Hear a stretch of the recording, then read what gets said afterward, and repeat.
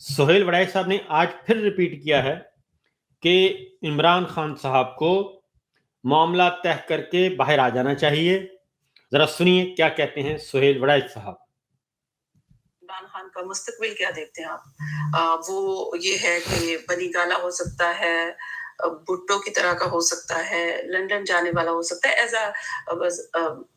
ظاہر ہے کہ آپ نے سیاست کو اتنی دیر کور کی ہے، تو آپ کا ایکسپیرینس کیا کہتا ہے؟ مستقبل کا تو پڑھنا بڑا مشکل ہے، لیکن میری خواہش یہ ہے ذاتی طور پہ کہ جان ہے تو جہان ہے.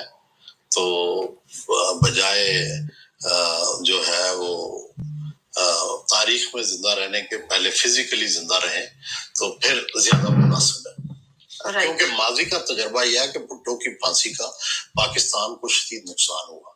عمران خان کو کبھی کوئی حادثہ ہوا تو اس کا پاکستان کو نقصان پہنچے گا. پارٹی اور اس کو شخصیت کو چھوڑ دیں تو اس کی وجہ یہ ہے کہ پھر ایسے اثرات جو ہے ملک پر دیر تک منڈلاتے رہتے ہیں. جیسے آپ دیکھیں 16 سال سے سندھ میں پیپلز پارٹی ہے اور آگے بھی کوئی ابھی چانس نظر نہیں آ رہا کہ تبدیلی آ جائے گی.